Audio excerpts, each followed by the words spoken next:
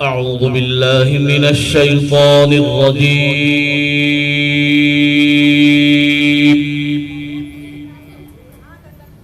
بسم الله الرحمن الرحيم.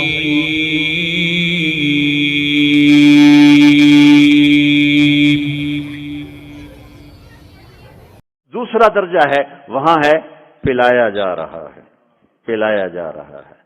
ہاں اب آپ کو وی وی آئی پی بتاؤں، وی وی آئی پی اس میں سارے ریڑیوں والے ہوں گے، چھاپڑیوں والے ہوں گے، اکثر غریب لوگ ہوں گے۔ اللہ کے جو وی وی آئی پی ہے نا، وہ سارے غریب لوگ ہوں گے۔ آپ نے فرمایا میں جنت میں جاؤں گا اور میرے ساتھ سب سے پہلے میری امت کے غریب لوگ جائیں گے۔ اور آپ کو ایک عجب حدیث سنوں، مجھے اچانک یاد آ گئی۔ آپ نے فرمایا جب میں جنت میں جاؤں گا تو میرے ساتھ میری امت کے غریب لوگ ہوں گے، تو میں دیکھوں گا کچھ عورتیں ایک طرف سے آئیں گی اور مجھ سے آگے چلی جائیں گی۔ تو میں ان سے پوچھوں گا تم کون ہو میری امت میں سے، اپنے نبی سے بھی آگے جا رہی ہو، کون ہو؟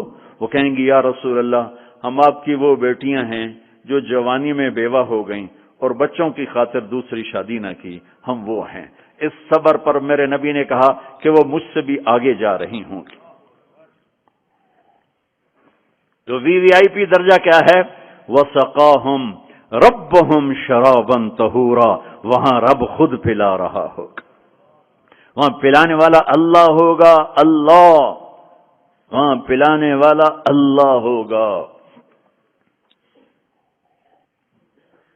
جنت مل جانے کے بعد بھی یہ خلا ہوگا، جب اللہ اپنا پردہ ہٹائے گا اور اپنا دیدار کرائے گا تو تب جا کر وہ دل اور سینہ بھرے گا۔ جب اللہ کو دیکھیں گے نا، ہاں سب سے پہلا ٹائٹل اللہ کیا دے گا؟ یہاں انبیاء بیٹھے ہیں، شہداء بیٹھے ہیں، علماء بیٹھے ہیں، صوفیاء بیٹھے ہیں، نمازی بیٹھے ہیں، حاجی بیٹھے ہیں، عمرے والے بیٹھے ہیں، حج والے بیٹھے ہیں، زکوٰۃ والے بیٹھے ہیں، سب نیک لوگ ہی بیٹھے ہیں، نیک مرد عورت بیٹھے ہیں۔ لیکن اللہ کس صفت سے ہمیں پکارے گا؟ مرحبا بالصادقین، مرحبا میرے سچے بندے۔ سچ اللہ کو اتنا پسند ہے کہ اس دن اللہ جب پکارے گا تو صادقین کے ساتھ، علماء کے ساتھ نہیں، شہداء کے ساتھ، شہداء بندے، علماء بندے، صوفیاء بندے، تہجد گزار بندے، سب اس صفات والے ہیں، لیکن اللہ ان کی ایک صفت کو لے کر کہے گا مرحبا میرے سچے بندے۔ تو جب اللہ کو دیکھیں گے نا تو اللہ تعالیٰ فرمائیں گے میرے وعدے پورے ہو گئے؟ کہا جی پورے ہو گئے۔ کہ اچھا اب اس سے بڑی چیز دے دوں جو دیا ہے؟ کہا جی کیا؟ کہ جاؤ میں راضی ہو گیا، اب کبھی ناراض نہیں ہوں گا، اب کبھی ناراض نہیں ہوں گا۔ تو وہ کہیں گے یا اللہ، وہ اللہ کہے گا مانگو مانگو مانگو، آج میں تمہیں دینا چاہتا ہوں اپنی شان کا۔ تو کہیں گے یا اللہ ہم جوہانسبرگ میں تیری بندگی تو کرتے تھے پر ایسی نہ کی جیسی کرنی چاہیے تھی، آج تجھے دیکھ کے پتا چلا ہے تو کتنے حسن والا ہے، جمال والا ہے، کمال والا ہے۔ جیسے ہم دنیا میں تجھے سجدہ کرتے تھے نا نماز میں، آج ہمیں ایک سجدے کی اجازت، پوری نماز نہیں صرف ایک، کہ ہم تمہیں یوں دیکھ کے اللہ اکبر کرنا چاہتے ہیں اور ماتھا جنت کی زمین پہ ٹیکنا چاہتے ہیں۔ ہائے ہائے ہائے، میرا اللہ کیا کہے گا؟ میرا اللہ کہے گا میرے بندو جوہانسبرگ میں تم میرے بندے تھے، میں تمہارا مالک تھا، میں لارڈ تھا، تم سلیو تھے، میں مالک تھا، تم غلام تھے، تمہارے ذمے میری عبادت تھی، تم جنت میں آ گئے ہو، میں تمہارا ہوسٹ ہوں، میں تمہارا میزبان ہوں، تم میرے مہمان ہو اور مہمان سے کام نہیں لیا جاتا، کوئی سجدہ نہیں، جاؤ مزے کرو۔ ایک سجدہ بھی نہیں کرنے دے گا، ایک سجدہ کہے گا ہاں طالما اتعبتم لی الابدان وانصبتم لی الوجوہ، میں نے دیکھا تھا جوہانسبرگ میں تمہیں نمازیں بھی پڑھتے، سجدے بھی کرتے، راتوں کو اٹھتے، تڑپتے، روتے، مچلتے، سسکتے، اسی کشمکش میں گزری میری زندگی کی راتیں، کبھی ساز و سوز رومی، کبھی پیچ و تاب رازی، وہ میں دیکھتا تھا، بس وہی کافی ہے، جاؤ موج کرو، وزوجناہم بحور عین، جاؤ ہم جنت کی لڑکیوں سے تمہاری شادی کرتے ہیں۔ یہ آخری درجے کا جنتی 40 سال دیکھتا رہے گا، صرف دیکھتا رہے گا، صرف دیکھتا رہے گا 40 سال۔ آخر وہ کہے گی اما لک فینا من رغبت، میرے آقا آپ میرے پاس نہیں آئیں گے، دور ہی بیٹھے رہیں گے، پھر اس کو ہوش آئے گا، کالے فرشتوں سے نکل کر حور میں آیا ہے نا، پھر وہ کہے گا من انتی، تو کون ہے، کون ہے؟ وہ تو سوچ بھی نہیں سکتا۔ جنت کی لڑکی اللہ نے مٹی سے نہیں بنائی، یہ انگوٹھے سے یہاں تک زعفران، گھٹنے سے چھاتی تک مشک، چھاتی سے گردن تک عنبر، گردن سے سر تک کافور، 130 فٹ قد ہے، 130 فٹ لمبے بال ہیں، یوں آتے ہیں آبشار کی طرح، اور پاؤں کی ایڑیوں کا بوسہ لیتے ہیں، اور وہ جو فراک پہنتی ہے وہ 3 میل کے دائرے میں گھومتا ہے، 3 میل۔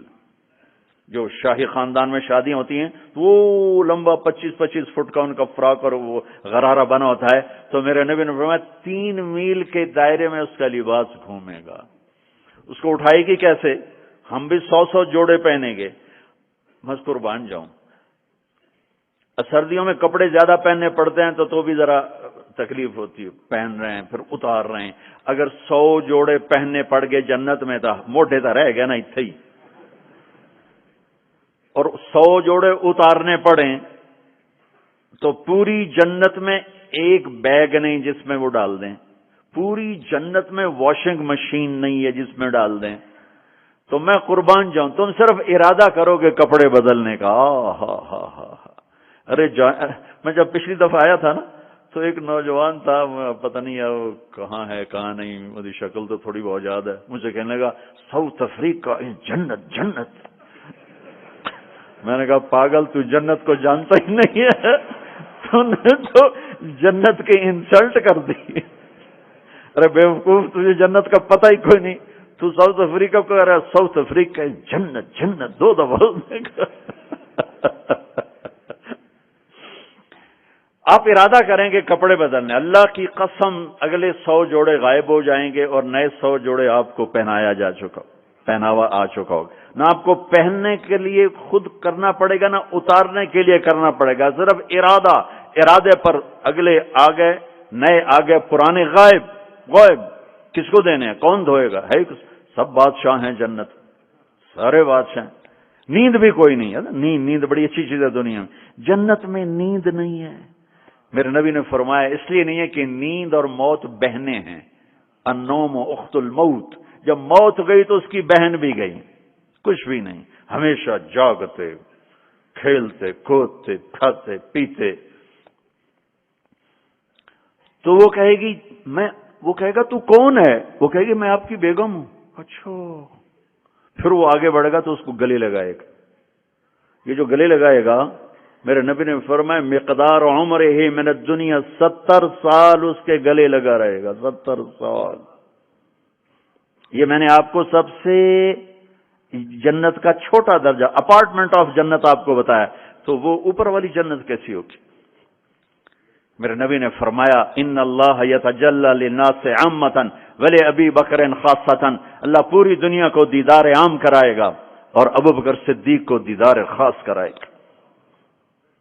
تو میرے بھائیوں، میرے عزیزوں، راستہ ایک ہی ہے اللہ تک جانے کا اور جنت کو پانے کا اور دنیا کو جنت بنانے کا، محمد الرسول اللہ، جناب رسول پاک صلی اللہ علیہ وسلم کی مبارک زندگی کو اپنا لینا۔